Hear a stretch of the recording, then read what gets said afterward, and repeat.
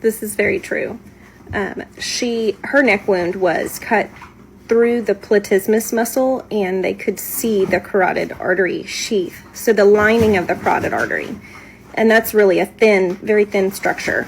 I think that it was quoted she was 2 millimeters from hitting her carotid artery. That is so minute that, like tiny. Just look at a measuring instrument of any kind, 2 millimeters. Yeah, it's about as thin as a rolling paper, as your mother would say. But she claimed that it was 1 millimeter away. She said it was as thin as a rolling paper. How would she know what a rolling paper is thin? But anyways. From her carotid artery. She did have a necklace that was in the wound that had been snagged by the knife, and She's stating this as a fact, y'all.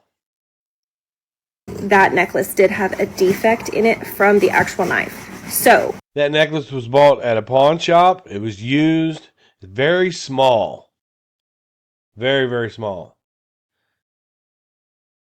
It couldn't have stopped the knife. It couldn't have stopped the knife. But let's investigate that.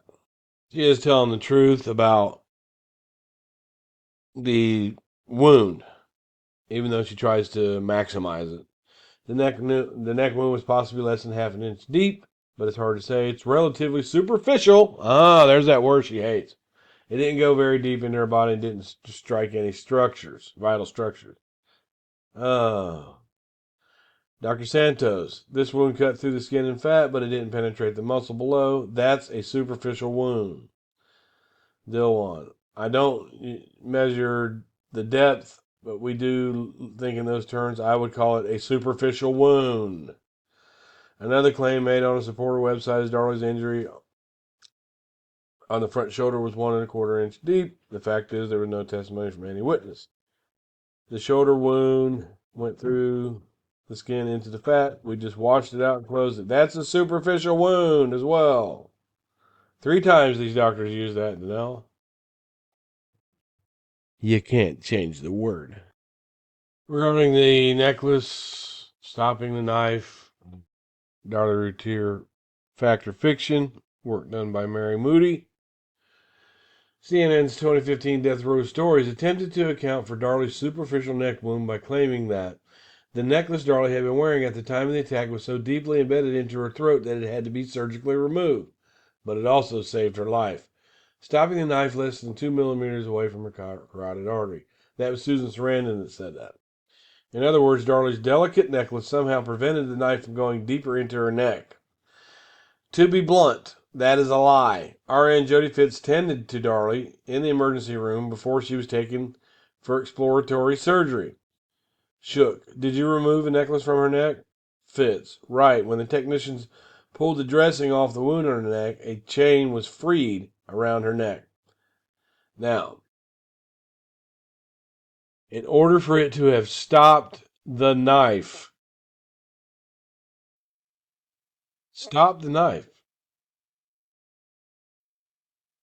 you would have no more wound past that.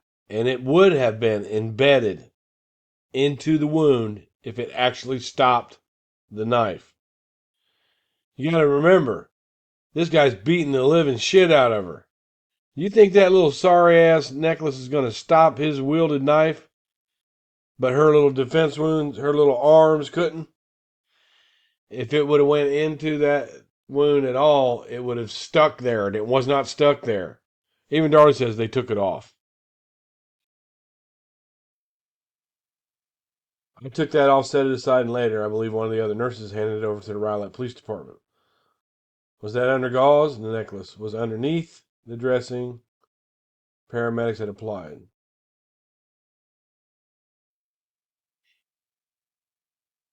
The necklace was not embedded. It was not surgically removed. It was simply stuck in the blood on her neck. In short, something like this might stop a butcher knife. This will not.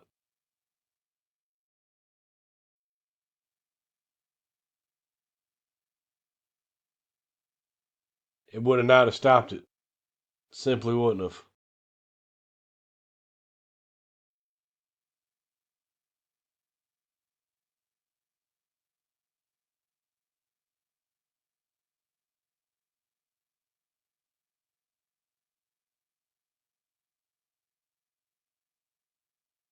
That's a little tiny. It's got 2 nicks in it. Nicks. Relatively hard to cut gold anyway. Now, just a simple Google search and a little bit of AI answering. Can real gold be cut by a knife? And we know that Darlie wouldn't wear fake gold, right? All of her, I mean, she had a $6,000 watch, you know, uh, assuming that it's not fake gold, which, no, I doubt it. No, real gold cannot be cut with a knife. Gold is hard and dense material with high tensile strength.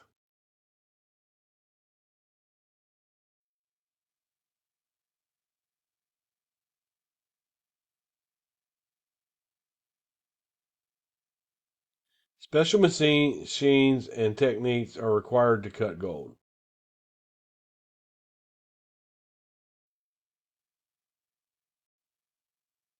Oh, shit, lady. Simple fucking Google search, man. But I knew ahead of time that you can't, he would have to really been swinging that knife hard, which he wasn't because there was a hesitation wound, if that was an intruder. She hesitated at the same because it hurt. Darlie sliced her own throat. That necklace hung way down. It hung way down. The necklace would have been more at the top of her breast line and on the sides of her throat with simple logics. Snagged by the knife, and that necklace did have a That necklace defect was in it never from in the one. actual knife. So, had she not had that necklace on that night, she very likely would have had her carotid artery severed by the intruder, and we would be fighting a completely different fight. Just remember, in order for that knife to be stopped by that gold, first of all, it wouldn't have been able to cut it. Second of all, if it happened, it would have pushed it into the wound. In total, that was a 9 millimeter slice, I believe. It would have pushed it into the wound, and it would have stopped any further cut. Any further cut. She can't account for the hesitation wound near her shoulder with this theory. I do think it would have ended up being a cold case anyways, because those particular investigators just were way above what they were ready for, what they were trained for. And the associate that they called, the consultant that they called in, was somebody that had done some training for them in the past for fingerprinting, Mr. James Cron. And Mr. James Cron Actually did crime scene investigations training for them and other cities across the nation. He taught. She wants to discredit James Cron so bad, but she just simply can't do it. The man's dead. He can't defend himself, and I can't reach him. I have emailed him before, and he wouldn't talk about it. He did say that Max Courtney was an investigator that took some of the carpet out of there, and I got a hold of Max Courtney. That was on my other channel. But Cron started the email with, "Pardon my brevity." Very intelligent man. was never a crime scene investigator. She said he was never a crime scene investigator when in fact he was the commander of crime. She doubles down. Just like her mother. She doubles down on these fucking lies she tells. Look at the look on her face right here. Look. She knows she's lying. Look at that. Squinching. He was actually Looking away. a civilian employee of He was a civilian at the time, but he still did police work. Example, Labor and Epstein. They weren't crime scene investigators. They were civilian employees that Doug Mulder should have called to the stand. I agree. They were civilian employees. Duh. Think before you speak. Darlie Jr. the police department. I don't know what his connection is to Neighbors, but that between Neighbors and Cron, they ended up having a consulting business. Yes, and you know that because you watched my video. They had a consulting business together in 2001, years after the crime.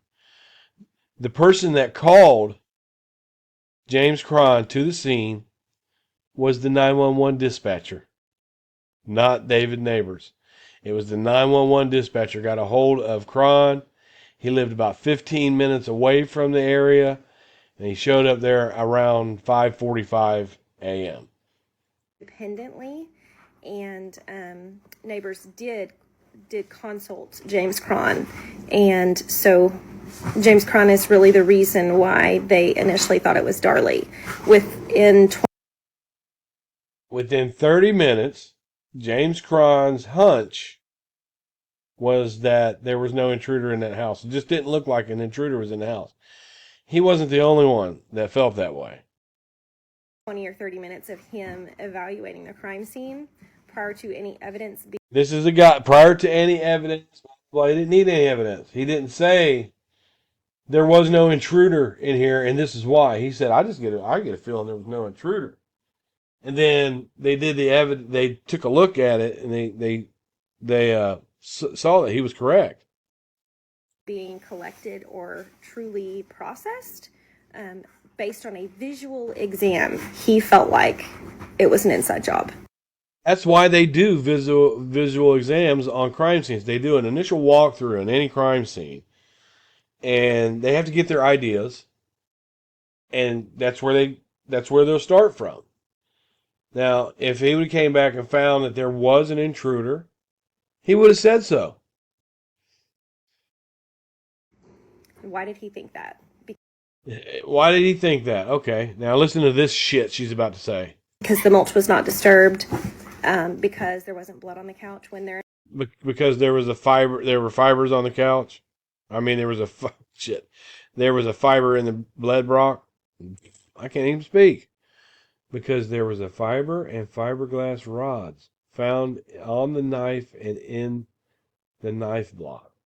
There, in fact, was blood on the couch. They had Darlie laying at the wrong end of the couch. She was at Oh, now see, this is different from what you said before. What you said before was that Crom was looking at the wrong couch. the other end of the couch with a pillow and a blanket. They said there was no blood on the pillow. There, in fact, was blood on that pillow. The pillow case itself was kind of a burgundy color with some geometric design. Okay, so where is this pillow if you know there was blood on it? Where is this? Show us. Where is it? And some gold and dark green. So it was a little bit harder to see, but it was obviously there. He also said that the dust on the window screen or on the window seal was undisturbed. You can step right over that window seal. And yeah, I'll give her that. She said it was undisturbed. You can step right over that windowsill. I'll give her that. You don't have to touch that windowsill to get in and out. I agree with that. And multiple men did it. Not multiple men did it. 2 men did it. Darren Routier did it, and Randy Reagan did it, which is Darren's cousin. All right? And when they did it, the window was gone. There's about 3 inches of that window hanging down that was gone. They took the window out as evidence. Also, there was nothing in the garage nothing around the window when they did this. Nothing. It was just a straight shot. In front of. And it's very important to understand that when that screen was found, the screen where it was cut was coming inwards towards the house, not outwards towards the yard. Other people, including Chris Frosch, who was one of the detectives. He stepped through that window, and when he did, he grabbed the top of the window exactly where multiple unidentified fingers. I'll have to go back and take a look. If Chris Frosch went through that, let me find it now. Well, I will. And if she's right about this, I'll repost it. There's not multiple unidentified fingerprints around that window. There just isn't. Luann Black, Darlie Key's sister, put an account out to the Altoona Mirror, and I'll show this as if as needed. But she said the boys actually cut the screen to go in and out and get popsicles. That's in our facts, or that's in our the article is in our Justice for Devin and Damon group. Fingerprints were found. Those fingerprints were never processed through any system. They did collect them, thank God, but they weren't. Well, if you could step in and out of that without touching it, why would you need to grab the top of the window? Chris Frost was a big man, so he may have needed to do that. Processed or compared to anybody outside of the Routier family, and truly, I don't believe that they were compared until after the trial. They may have ruled out Darlie initially being the contributor to those fingerprints just because that would have really bolstered their case a lot. So, well, then why can't your appellate team and the thousands and thousands of dollars that your mother has asked for the community for, why couldn't they figure that out? Yeah, there was so much that he just really shit on. So here we are still trying to clean up his shit. But 28 years, and it's looking like we may finally have some leverage. So You finally have some leverage. Why are you still asking the public to call in with leads? Look at you. You're looking downward. Your facial expressions and your body language is very detrimental to the things that you say. thank God for the Innocence Project. Thank God for the Dallas County District Attorney's Office Conviction Integrity Unit. Those people are really, really putting in a lot of effort to solve a murder that should have been solved 28 years ago. Oh, it's solved. The CIU is there to be sure that she stays in. And with you coming out here lying like you do, you're discrediting all the shit they do. I hope the fuck she gets another trial. And unfortunately was not. So here we are. Anywho, thank you, Hootie74. I appreciate the support. We're still fighting. We'll keep fighting. So, yeah.